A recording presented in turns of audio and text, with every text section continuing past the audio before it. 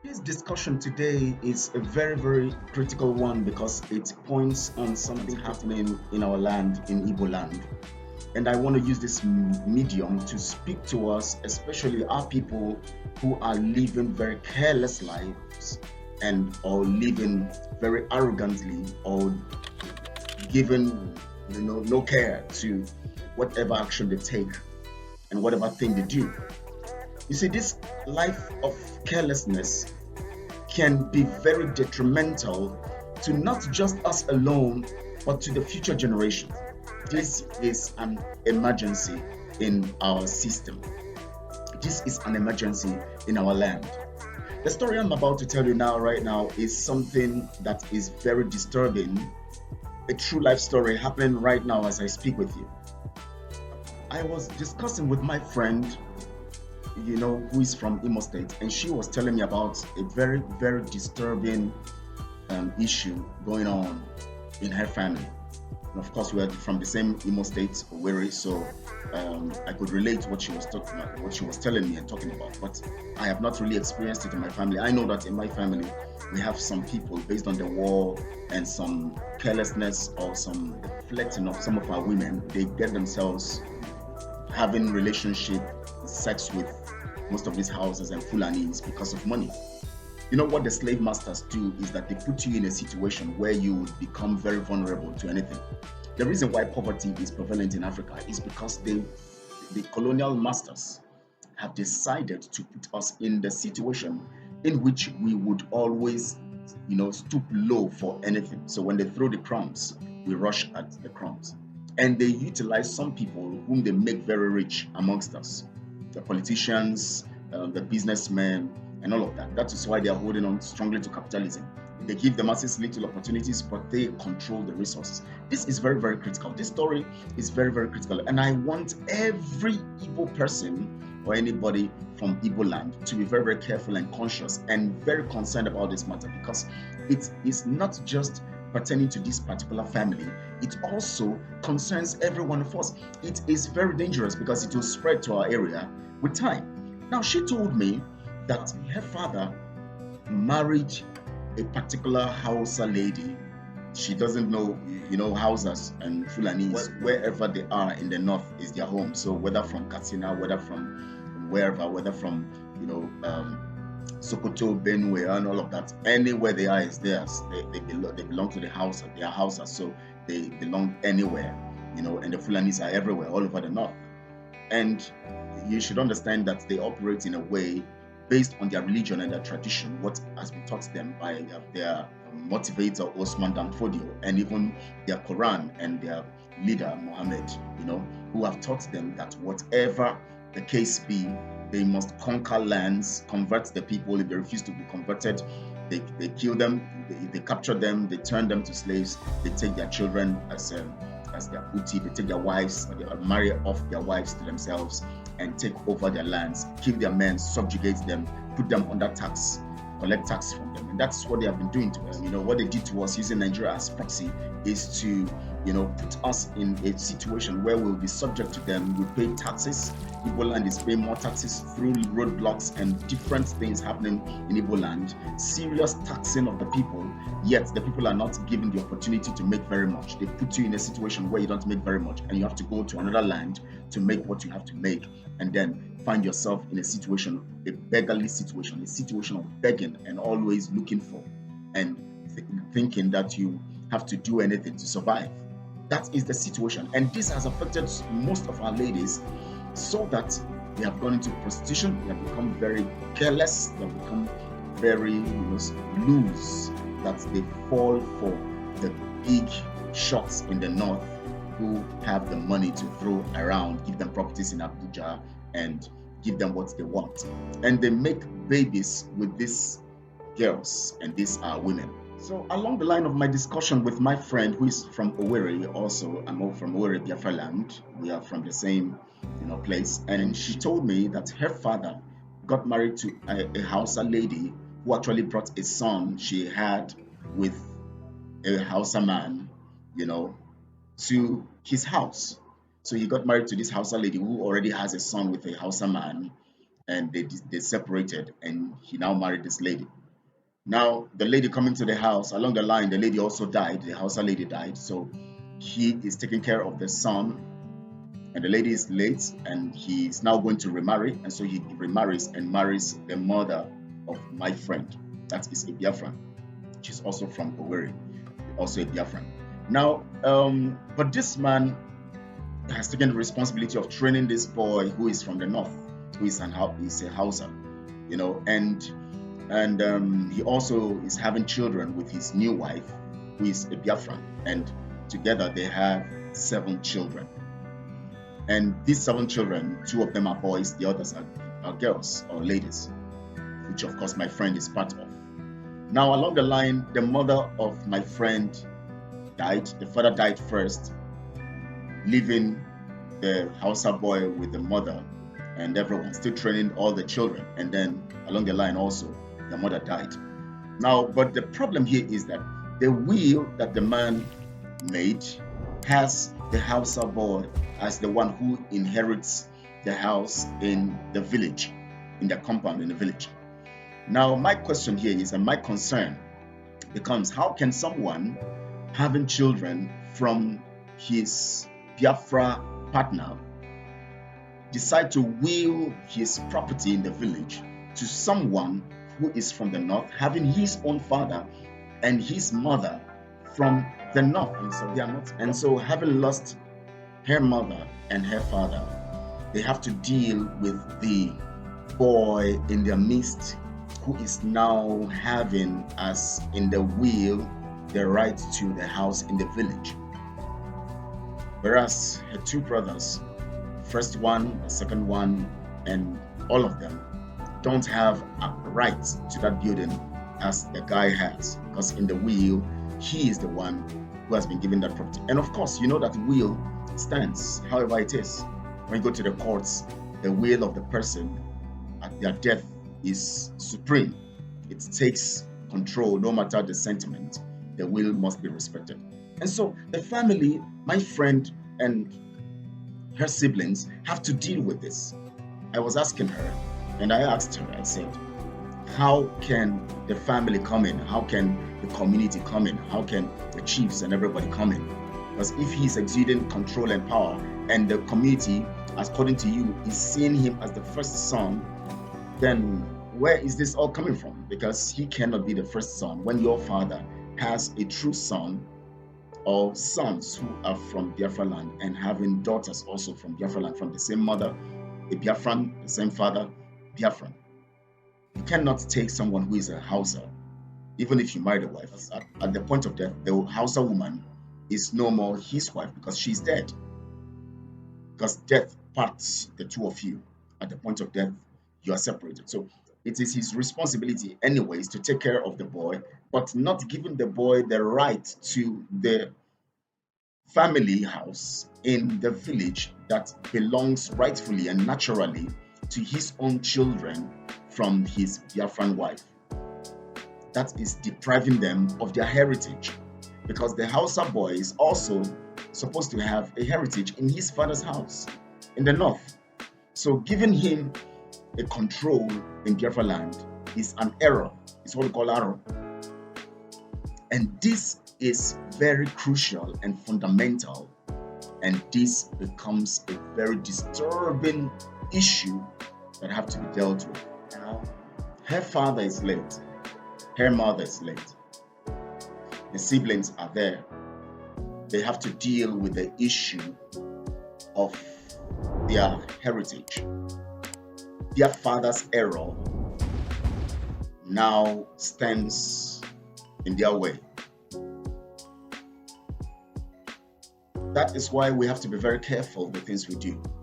Don't love to the point of foolishness, in the sense that no matter how much you love, always adopt and apply the right principles to the things you do.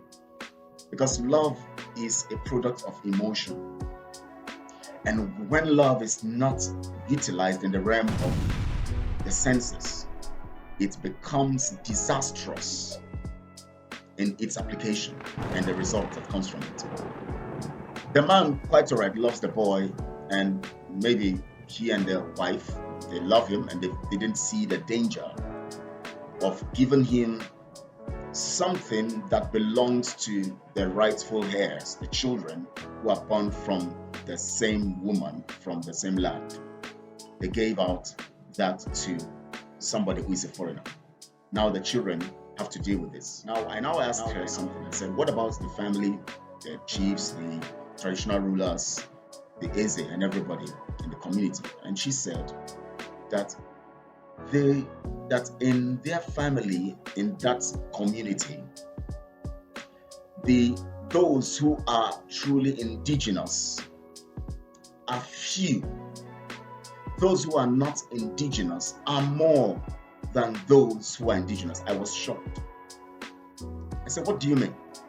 She said that most of them there who now are powerful and who now are in charge, born from the north, coming from the north, are more than those who are indigenous in the community.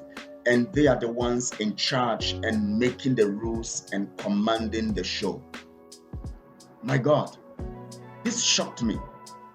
So you mean in your community, in your household, in your community, that those who are not indigenous are the ones running the show and controlling the whole thing? So what it means is that when this matter is brought before them, which they have severally brought before them, they seem to suppress it because they can't override them.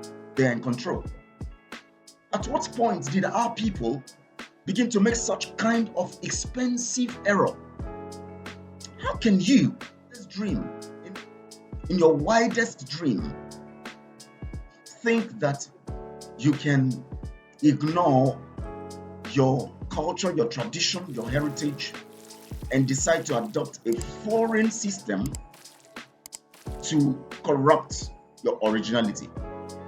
The Northerners cannot do it. The Yorubas cannot do it. You cannot go to the north and somebody who is indigenous is in the second place and someone who is from the other, or a foreigner, being in the first place. It can never happen in the north. It can never happen in Hausa land. It can never happen in Yoruba land. Why are the Igbos always too loose to the point of stupidity? Why? How can you, because you want to marry a foreigner, are you marrying them because you want to make money from their fathers who are rich, or are you marrying them because I don't know what you're looking for? Now, there's nothing wrong with marrying anybody you want to marry. I cannot fight you on that. Nobody can. You choose whom you love and whom you want to marry. But why would you marry someone with a son, with another Hausa man or a foreigner, and give that son control of what should belong to your children? Children that come from you are placed in the second place, or in the second level, or the second class, and then the children of the foreigners. It's like what the scripture says, that the sons, the rightful heirs, are walking on their foot, while the servants, the strangers, are sitting on the horse. This is very, very disturbing, that someone gives the right to a foreigner over his own children. We must begin to address this in our community. And I asked her something. I said, does it mean that nothing can be done in your community, that you people have resolved, or you have concluded that you are powerless, that those foreigners are now in control and nothing you can do about it? Does it mean that is what it is? No, it can't be that. And I told her, I said, let those few ones who are indigenous, no matter how it is, that is your land. Let them begin to come together to do something together, to break these chains and destroy this thing. Plan effectively and decide to take appropriate actions, not violent actions, appropriate actions together as indigenous people, because there's no way they can defeat you unless you want to be defeated. And so she told me that some people have tried to change this thing, and before you know it, they die. That there are people that she can mention who have died from her close family. They attempted to try to change things, and before you know it, they sleep, they don't wake up, some of them drop dead, and something's happening. I said, oh, this has gone diabolic now. So they are controlling you in your household, in your land, diabolically, and you think that they can come to your land and have so much power to control you spiritually and physically, then something is wrong. That means you people have not prepared yourself spiritually and physically, because they can't come to your land, and the God who put you in that land would give them power over you in that land. So whatever means and whatever power they are using cannot override your power, because you originally are from that land. You guys must do something about it. I want to talk to every one of you, those of you out there who also have similar problems in your community. I want to talk to every Biafran. We must begin to look inwards. There are so many things about us that has become a huge problem to us, killing us, destroying us, and maiming us. We are so careless. We are so carefree. We do things anyhow. Look at it. Look at what they did to Nnamdi Kanu, Mazi Nnamdi Kanu. Look at what they did to him. Look at how they sold him, and the people who sold him are walking around free. Some of them even on the platform of the DOS, walking free and still talking. Look at how we are so careless that we can sell ourselves, sell our children, sell what belongs to us. We don't care. We just want to live for the now because of what we are gaining. Look at Oji Uzokalo, who gave land to Fulanis in our land. Look at how we are stupidly doing things that cannot be done anywhere else. Can you go to the north and they give you this kind of power? You just being in the north alone, you know you are just second class. You just know where you belong. You can't even attempt it. You are gone. You can't do that. Even in Yoruba land, you see what they are doing to our people who have built houses and claiming now to be in charge. They are telling you now by their actions that they are in control. People put their foot down and their feet down to take control of their land. That is what people do. Most of the troubles you have in the nations of the world today is because people are saying this land belongs to us. That is the root of many of the problems we have in the world today. How can we from the Igbo race be so careless and we claim to be smart and intelligent? How can this happen in a family? How can a man give birth to children and he decides to allot the house he built in the village, the only house he has, to a foreigner woman? This child is from another northerner. They have their own land and property. They have their own place. Why would you give what belongs to the children or to the children to the servants? Why? Why would you give the bread that belongs to the children to the dogs? Why? We must decide to take action very professionally, very peacefully, but professionally. We must come together. Wherever this nonsense is happening, we must come together and take charge.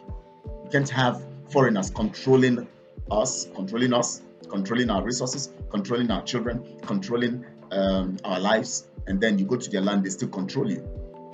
You are in your land, they are controlling you. In brother Nigeria, they are controlling you, and you don't think something is wrong. We must take appropriate steps to deal with this matter. I want us, please, to take this message very seriously and very importantly. Please, this is not a joke. This is a very, very, very serious issue.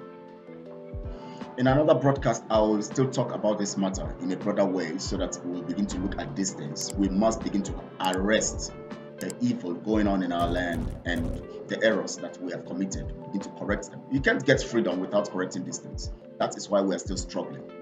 And it is very important that we take actions that will free us once and for all. But it begins with cleansing the house and setting aright the things that have gone wrong in our midst. And this is the time to do it. Now is the time. Now is the day of salvation.